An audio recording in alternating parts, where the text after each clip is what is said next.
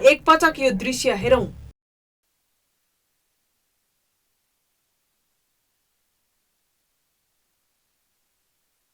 कालीगण्डकी नदीको यो किनार देख्दा लाग्छ यहाँ अनुमति लिएर नै बालुवा, गिटी, रोडा र ढुङ्गा धमाधम निकालिँदैछ।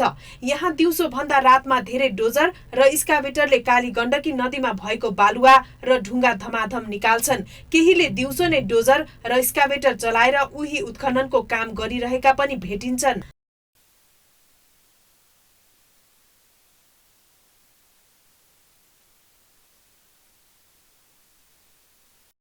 दिनमा जंगलभित्र लुकाएर राखिएका डोजर र स्काभेटर रात परेपछि कालीगण्डकी नदीमा ल्याएर अरू सबै सुद्धा नदी उत्खननको काम रातभर चल्छ। न स्थानीय सरकारले देख्छ न त स्थानीय प्रशासनले नै नदी उत्खनन भएको काम नै देख्छ।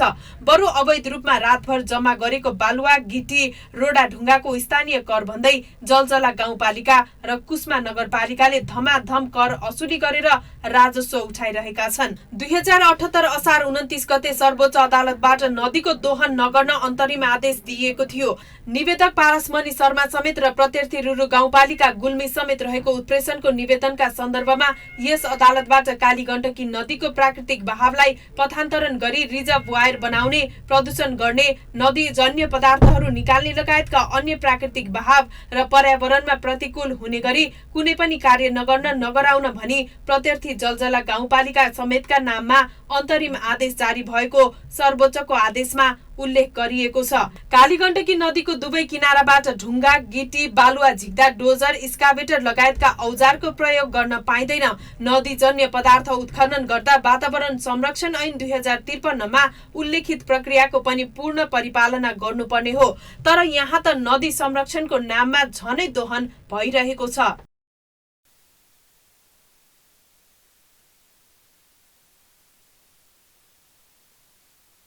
अचम्म त के छ भने कालीगण्डकी बचाउने नाममा अदालत पुग्नेहरू नै नदीको दोहन गर्न सक्रिय छन् भन्दा फरक पर्दैन।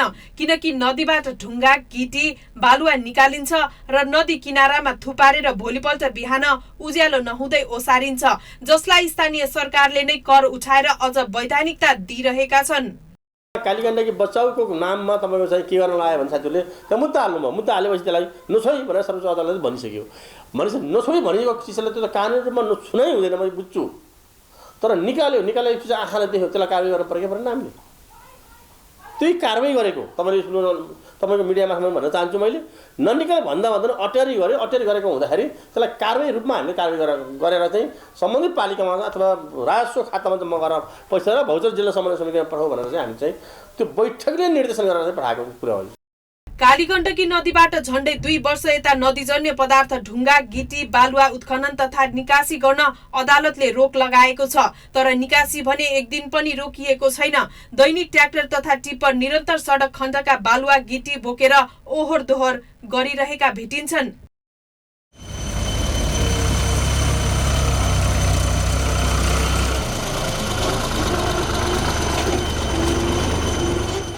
स्थानीय सरकार र विभिन्न ठेकेदार तथा कम्पनीको मिलेमतोमा कालीगण्डकीको नदीजन्य पदार्थ उत्खनन, चोरी तथा निकासी हुने गरेको आरोप छ। कालीगण्डकी नदीका ढुङ्गा, गिटी, बालुवा लगायत निर्माण सामग्री निकालेर विभिन्न स्थानका लागि बिक्री गरिँदैछ। बर्खाको बेला पनि कालीगण्डकी नदीको तटमा ढुङ्गा, गिटी र बालुवा लगायत निर्माण सामग्री जम्मा हुने गर्दछ। चोरी निकासीमा सक्रिय गिरोहले प्रहरी प्रशासनलाई छलेर बेला बेला निर्माण सामग्री उत्खनन गरिरहेको प्रष्टै देखिन्छ। स्थानीय प्रशासन र चोरी निकासी गर्नेहरूको लुकामारी सधैँ चल्दै आएको छ। रामदी, परेवाकुना, ठुला ढुङ्गा, एकिया, छर्ती, जिमुवा, काप्चेघाट, हुकीघाट, बेलचौर जामुने, निमाघाट, गल्याङ नगरपालिका स्थित कालीगण्डकी नदीका प्रमुख ढुङ्गा, गिटी, बालुवा लगायतका सामग्री जम्मा हुने स्थान हुन्। त्यही नै उत्खनन गर्न स्थानीयहरू मरिहत्या गरिरहेका छन्। एकातिर खुलेआम तस्करी चलिरहेको छ, अर्कोतर्फ पर्वतको कुस्मा नगरपालिका वडा नम्बर 1 मालढुङ्गादेखि म्याग्दीको सदरमुकाम बेनी जोड्ने सडक खण्डले निर्माण सामग्री नपाउँदा काम नै रोकिएको छ। ठेक्का सम्झौतामै कालीगण्डकीबाट निर्माण सामग्री निकाल्ने उल्लेख गरेको गरेको एपेक्स खड्का कृष्ण जेबीले सामग्री नपाउँदा काम नै ठप्प भएको छ। उत्तर दक्षिण जोड्ने राष्ट्रिय गौरवको आयोजनाले निर्माण सामग्री नपाएपछि सडकको स्तरोन्नतिको काम द्रुत गतिमा अघि बढ्न सकेको छैन। सडक अलपत्र पर्दा भौतिक पूर्वाधार तथा यातायात मन्त्रालयले समन्वयकारी भूमिका किन निर्वाह गर्न सकेको छैन? त्यो मसिनो कुरा त अब हामी जानकारी लिउँला हैन। त्यो सम्झौतामा के भएको छ, सम्झौता अनुसारै गर्ने गरी नै जानुपर्छ। सम्झौतामा एउटा कुरा गर्ने, काम चाहिँ अर्को गर्न त भएन। त्यसैले त्यसको चाहिँ अलि डिटेलमा जानकारी लिने, सूचना लिने र सम्बन्धितहरूसँग चाहिँ छलफल गरेर यसको समाधान निकाल्छौँ। धार्मिक तथा पर्यटकीय स्थल मुस्ताङ पुग्ने निकै महत्त्वपूर्ण सडक खण्ड हो पर्वतको कुस्मा नगरपालिका वडा नम्बर 1 मालढुङ्गादेखि म्याग्दीको सदरमुकाम बेनी जोड्ने सडक।